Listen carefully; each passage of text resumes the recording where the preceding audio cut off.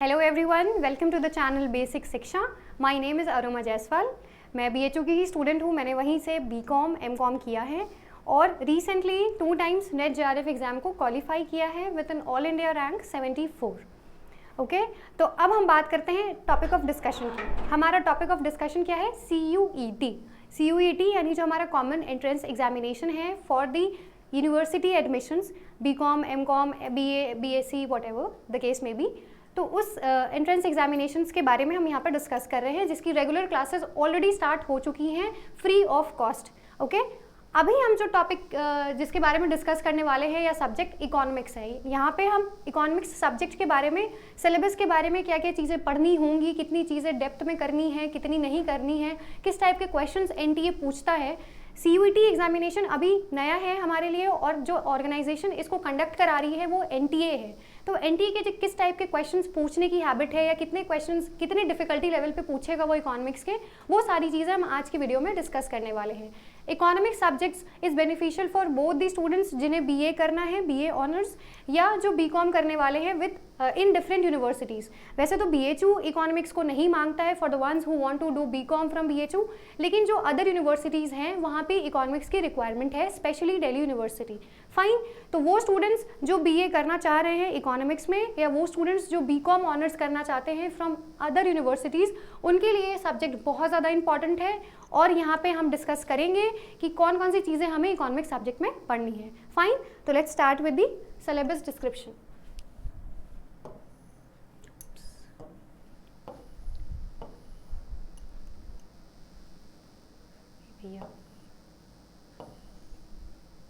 Okay, as we all know, जो हमारा subject है इकोनॉमिक्स, वो इकोनॉमिक्स एक्चुअली सब्जेक्ट है किस चीज़ का, उसकी रेलेवेंस क्या है? उसकी रेलेवेंस यही है कि हमारे जो रिसोर्सेज हैं वो बहुत ज़्यादा स्केर्स हैं और हमारी जो वांट्स हैं, जो हमारी नीड्स हैं, वो बहुत ही ज़्यादा अनलिमिटेड हैं। तो इन दोनों को बैलेंस करने के लिए जो सब्जेक्ट हम स्टडी कर रहे हैं इन सोशल साइंसेज, उसे हम इकोनॉमिक्स कहते हैं।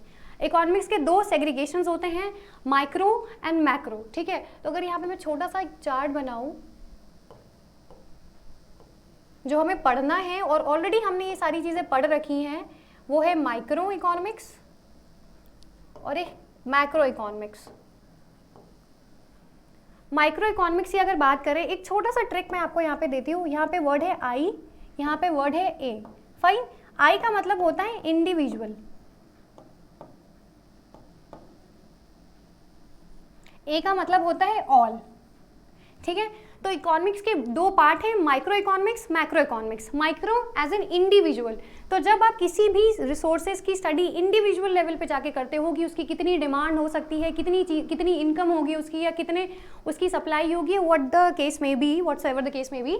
तो इंडिविजुअल में क्या है कि जब आप इंडिविजुअली जाके स्टडी कर रहे हो रिसोर्सेज की यूटिलाइजेशन की, तो वो पार्ट आता है आपका माइक्रो इकोनॉमिक्स में। Macro economics that is for all, या अग्रीगेट इकोनॉमिक्स जिसे हम कहते हैं, जो कि नेशन एज अ होल को स्टडी करता है। अग्रीगेट इकोनॉमिक्स, तो जब इकोनॉमी को एज एन होल हम देख रहे होते हैं, या उनकी रिसोर्सेज इकोनॉमिक्स में कैसे यूटिलाइजेशन हो रही है रिसोर्सेज की, या कैसे वो इनकम जनरेट हो रहा है, कैसे वेल्थ का डिस्ट्रीब्यूशन हो रहा है, तो ये सारे जो एस्पेक्ट्स होते हैं किसी भी इकोनॉमी के एग्रीगेट लेवल पे जब हम स्टडी कर रहे होते हैं, that part comes in the macro economics part. ठीक है, मैक्रो इकोनॉमिक्स। तो अगर हम बात करें माइक्रो इकोनॉमिक्स की, हमारे सिलेबस में पहले दिया हुआ है introduction what is micro economics. वैसे तो हमने अभी थोड़ा सा जिस्ट ले ही लिया है कि माइक्रो इकोनॉमिक्स क्या होता है। माइक्रो इकोनॉमिक्स वही होता है इंडिविजुअल लेवल पे जब आप स्टडी कर रहे हैं, ये हमें पढ़ना है। डिटेल में क्या होता है, यहाँ पे only we are discussing the syllabus gist की क्या क्या चीज़ें हमें पढ़नी होंगी। जितनी चीज़ें हमें पढ़नी होंगी हम उसके डिटेल लेक्चर्स लगाएंगे in a few days. Okay, central problems, ये जो हमारा टॉपिक है सेंट्रल प्रॉब्लम्स, ये हमारा आता है माइक्रो इकोनॉमिक्स के पार्ट में। इसमें 3 क्वेश्चंस बेसिकली हम आंसर कर रहे हैं। For how to produce, what to produce, for whom to produce. Fine, तो ये जो सेंट्रल प्रॉब्लम्स होती हैं इकोनॉमी की कि किसके लिए प्रोड्यूस किया जाए, कितना प्रोड्यूस किया जाए, एंड कैसे प्रोड्यूस किया जाए, ये सारी जो डिसीजंस होते हैं सेंट्रल लेवल के, वो हम माइक्रो इकोनॉमिक्स में ही डील कर रहे होते हैं। ठीक है, तो ये हमारा इंट्रोडक्शन का पार्ट है। नेक्स्ट पार्ट है हमारा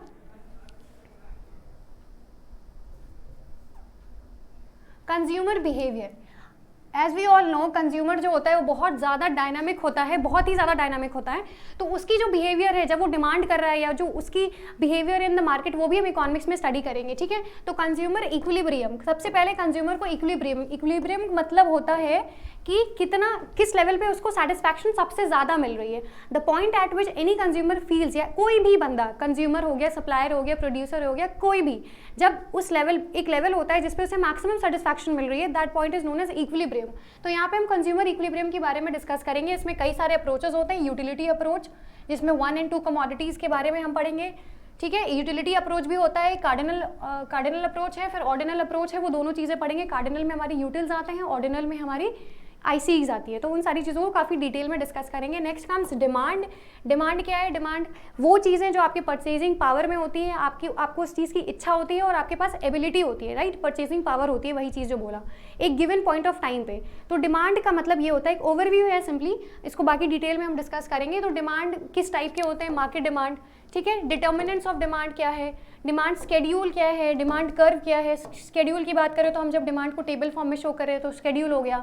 डिमांड कर्व जब डायग्राम्स में शो कर रहे हैं, ठीक है, डायग्राम्स में शो कर रहे हैं तो ये डिमांड कर्व हो गया। मूवमेंट जितने होते हैं, मूवमेंट्स या शिफ्ट्स इन डिमांड कर्व, वो सारी चीज़ें बहुत डिटेल में डिस्कस करेंगे।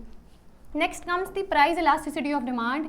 प्राइस इलास्टिसिटी ऑफ डिमांड बहुत ही इंपॉर्टेंट टॉपिक है, इससे डायरेक्ट क्वेश्चंस बनते हैं, बहुत बेसिक सा टॉपिक है, लेकिन अगर कंसेप्ट क्लैरिटी नहीं है तो कभी कभी के डिफिकल्ट हो जाता है। टाइप भी होती है।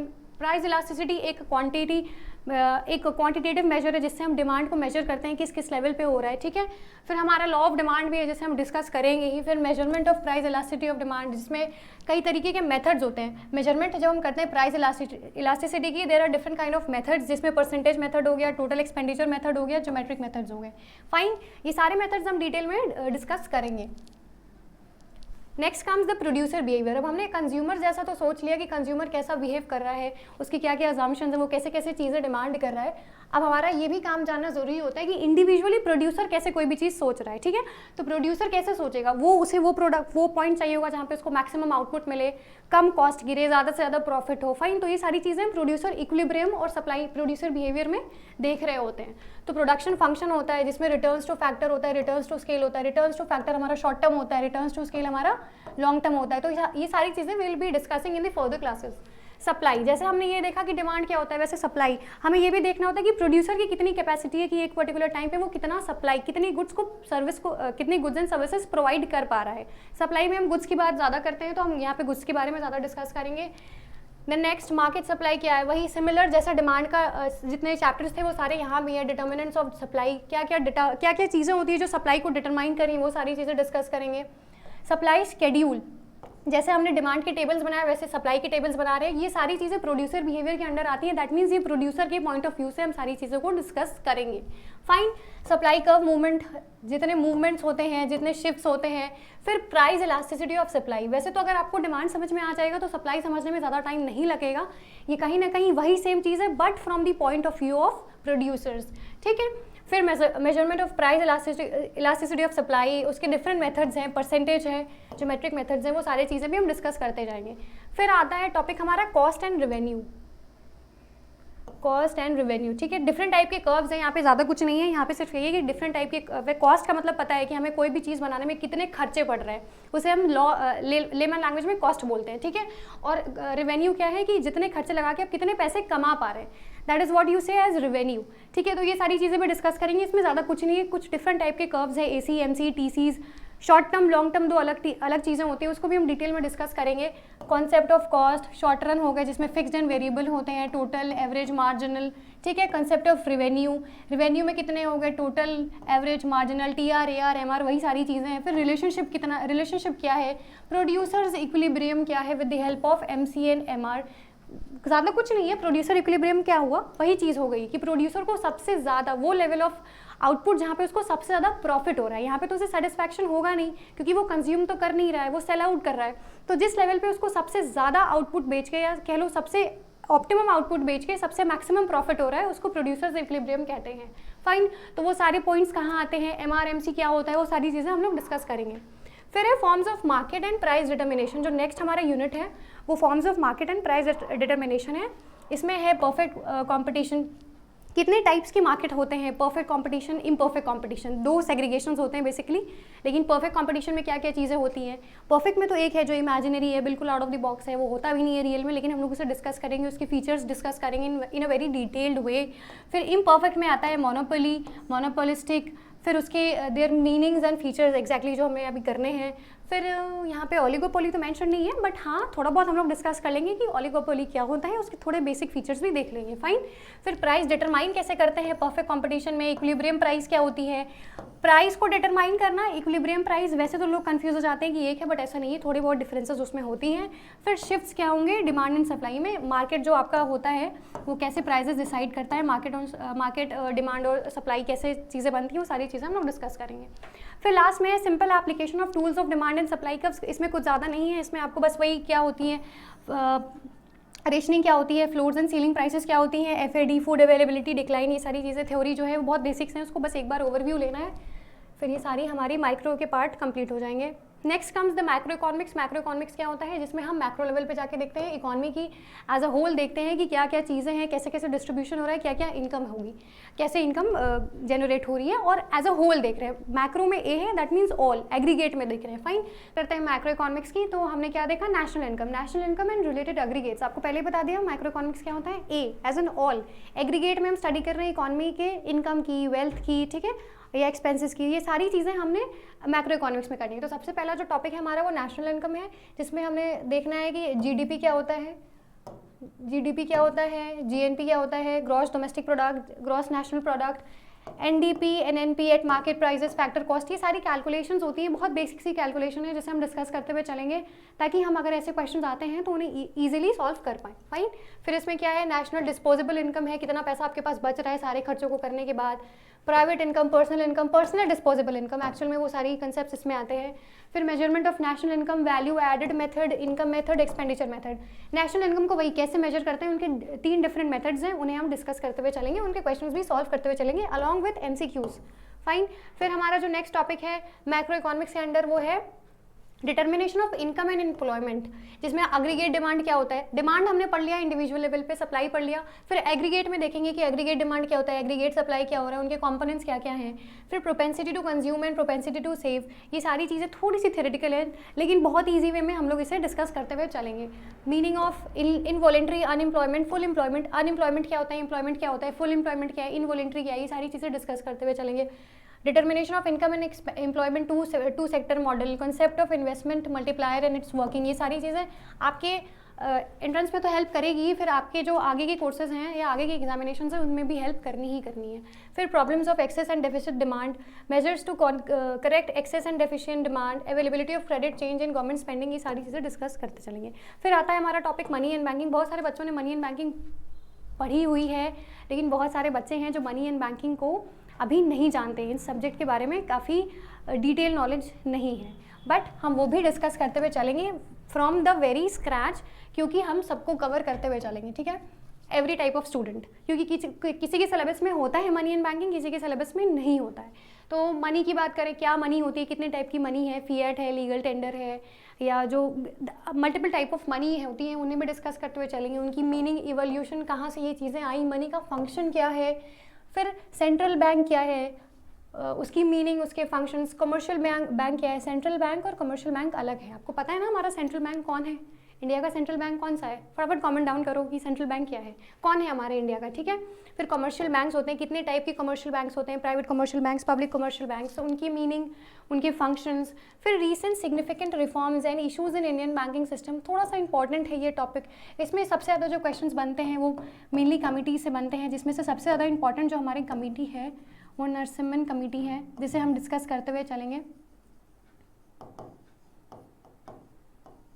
Excuse me for the writing, ठीक है। फिर प्राइवेटाइजेशन क्या होता है, मॉडर्नाइजेशन क्या होता है, डिजिटल मतलब डिजिटलाइजेशन जो चीज़ें हुई हैं मनी बैंकिंग में बेसिकली, वो सारी चीज़ें डिस्कस करते रहेंगे, क्योंकि ये रीसेंट है तो इसमें रीसेंट टॉपिक्स आ ही जाएंगे आपके डिजिटलाइजेशन के। क्वेश्चन ये भी बन सकता है कि जो डिजिटलाइजेशन है उसको किसने कौन सी कमेटी ने प्रमोट किया था या कौन सी कमेटी ने इसको लाया था, ठीक है। तो ये सारी चीज़ें कुछ बेसिक क्वेश्चन होते हैं जिनसे डायरेक्ट बन सकते हैं और ईजी भी होता है काफ़ी इन्हें अगर हमें आता है तो।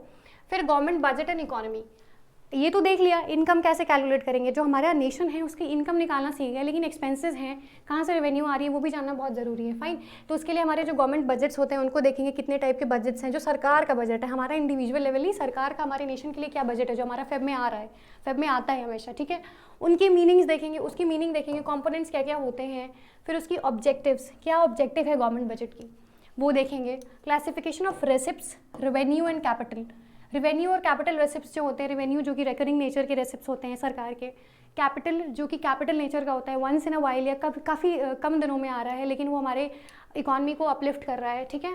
फिर एक्सपेंडिचर भी कितने टाइप के होते हैं, वही same revenue and capital, planned and non planned, developmental and non developmental, ये जो डिफरेंट क्लासिफिकेशन हैं उनको भी हम देखते हुए चलेंगे। फिर next comes balanced budget, surplus budget, deficit budget, ये डिफरेंट टाइप्स ऑफ बजट हैं जिनकी मीनिंग और इम्प्लीकेशंस हम देखते रहेंगे। ये सारी चीज़ें एक लग रही होंगी लेकिन एक बिल्कुल नहीं है, बहुत माइनर से डिफरेंसेस हैं जो कि क्वेश्चंस डायरेक्ट आते हैं। फाइन, और जब एग्जाम में आता है तो कंफ्यूज हो जाते हैं, क्योंकि हमारे भी रिसेंट क्वेश्चन में आया था क्वेश्चन प्राइमरी डेफिसिट से, और ये तभी याद रहेगा जब इसकी कॉन्सेप्ट क्लैरिटी होगी, जिसके लिए हम लोग क्लासेस अभी लॉन्च करने ही वाले हैं, ठीक है। फिर revenue deficit, physical deficit, meaning, उसके implications, measures to contain different deficits, contain होगा या मे बी रिस्ट्रेन करो या वॉट एवर, मतलब कैसे कैसे अलग अलग टाइप के बजट्स को आप हैंडल कर रहे हो, वो सारे कुछ एस्पेक्ट्स होंगे यहाँ पे। फिर down sizing the role of government, meaning and implication, ये काइंड ऑफ थोड़ा सा क्वालिटेटिव है बट फिर भी एक बार गो थ्रू कर लेंगे कि गवर्नमेंट का रोल अगर हटा दिया जाए तो क्या क्या उसकी मीनिंग हो, या क्या ओवरऑल ये कहना क्या चाह रहा है, वो सारी चीज़ें हम देखेंगे।